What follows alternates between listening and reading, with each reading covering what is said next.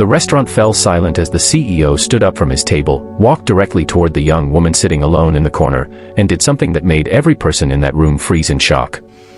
The group of co-workers who had set this whole thing up as a cruel joke suddenly realized they had made a terrible mistake. What happened next would change everything. If you love stories about unexpected kindness and the power of human connection, you're in the right place. Please subscribe to Sage Stories, hit that like button, and share your thoughts in the comments below. Now, let me tell you what really happened that night. Emma had worked at Richardson Tech for almost 2 years, and in all that time, she'd perfected the art of being invisible. She'd arrive early, keep her head down at her desk in the corner, complete her coding work with precision, and leave without drawing attention. Being deaf since birth meant she'd grown up reading lips and using sign language, but more than that, it meant she'd grown up watching people's reactions when they realized she was different. The pity. The awkwardness. The sudden distance. So she'd learned to stay quiet, stay separate, stay safe. Her co-workers were polite enough in meetings, speaking slowly when they remembered she needed to see their faces. But she ate lunch alone. She was never invited to happy hours. When people gathered around desks to chat and laugh, Emma would glance over from her computer screen and then look away, pretending she had too much work to notice she wasn't included. Her therapist kept encouraging her to put herself out there, to try connecting with people, but every time Emma thought about it, her stomach would twist with anxiety. What if they didn't want to bother with someone who communicated differently? What if she misread their lips and responded wrong? What if they laughed? That's why she was so surprised when Jenna from marketing approached her desk one afternoon with a bright smile. Jenna spoke clearly, facing Emma directly. "A few of us were talking, and we think it's crazy that someone as smart and pretty as you doesn't date. We want to set you up with someone. A blind date. Next Friday at Romano's. What do you say?" Emma's heart raced. A blind date. Her. She'd been on exactly 2 dates in her entire 26 years, both disasters where the guys clearly hadn't known she was deaf beforehand and couldn't hide their discomfort. But Jenna seemed so genuine, so enthusiastic. Maybe this was it. Maybe this was the moment she'd been waiting for, where people finally saw her as just another coworker, just another woman worthy of romance and friendship. She signed yes, then spoke aloud, carefully forming the words as she'd been taught. "Okay. Thank you." Jenna's smile widened. "Perfect. 7 o'clock. Wear something nice. He's going to love you." The next week felt like forever. Emma bought a new dress, a soft blue one that her mom said brought out her eyes during their video call. She practiced her breathing exercises for anxiety. She even let herself imagine what it might be like to have someone special, someone who'd want to learn sign language with her, someone who'd see her instead of her disability. Friday evening, she arrived at Romano's 15 minutes early, her hands shaking as she checked her reflection in her car mirror one more time. The hostess led her to a table for 2 by the window. Emma sat down, smoothed her dress, and waited. 7 o'clock came and went. Then 7:15. 7:30. She kept glancing at the door, her hope slowly crumbling into something that felt like stones in her chest. At 7:45, she pulled out her phone and saw the group chat. She wasn't supposed to be in it, but somehow she'd been accidentally added. The messages made her blood run cold. Is she still waiting? Oh my God, I can't believe she actually went. This is the funniest thing we've done in months. Poor deaf girl thought someone actually wanted to date her. Laughing emojis. Crying laughing emojis. More and more messages, each one a knife. There had never been a date. There had never been a guy. Just a group of coworkers who thought it would be hilarious to watch the shy deaf girl sit alone in a restaurant, all dressed up for no one. Emma's vision blurred with tears. Her throat felt tight. She needed to leave, needed to get out before she completely fell apart, but her legs felt frozen. She couldn't make herself stand up. Couldn't make herself walk past all these people who would see her leaving alone. A woman clearly stood up, clearly unwanted. That's when she noticed the man at a table across the room. He was maybe 40, wearing an expensive suit, and he'd been watching her.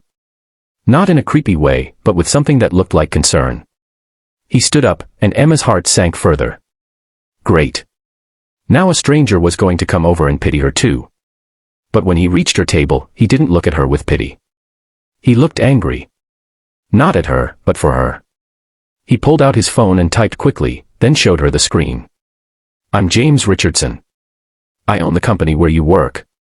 I was having dinner with a client when I overheard your co-workers at the table over there laughing about what they did to you.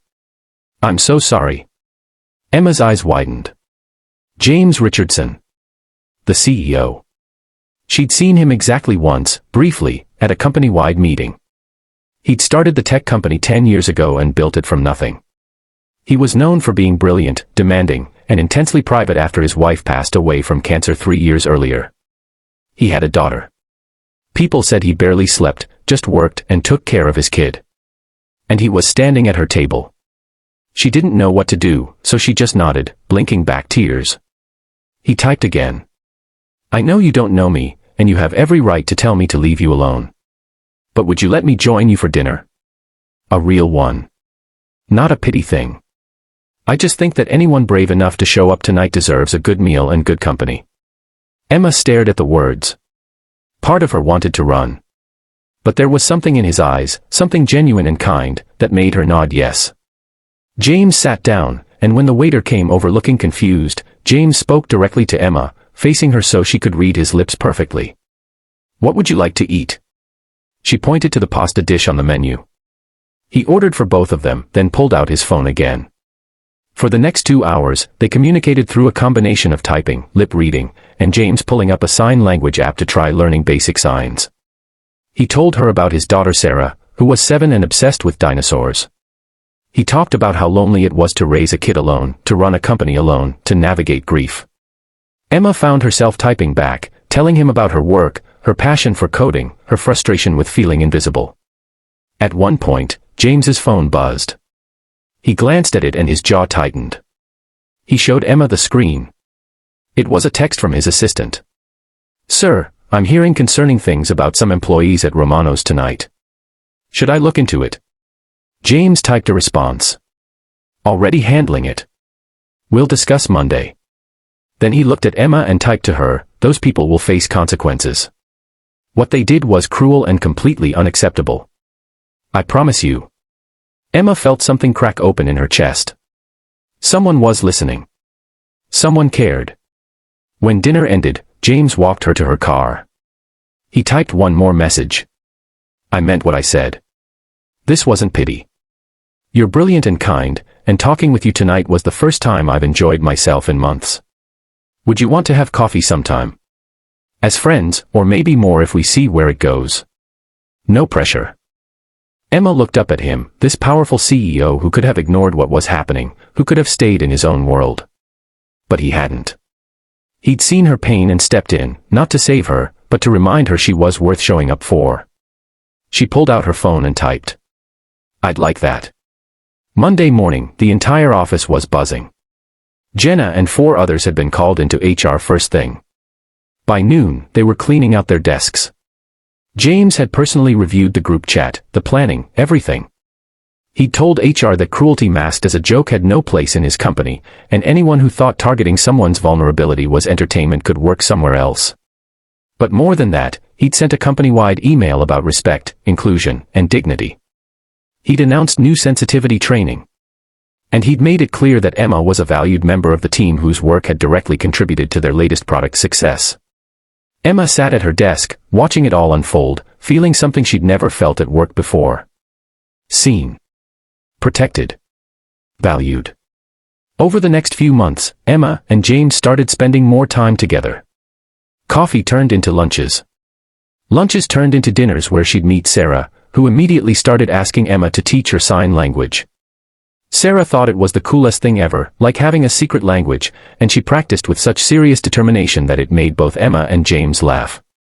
James enrolled himself and Sarah in proper ASL classes.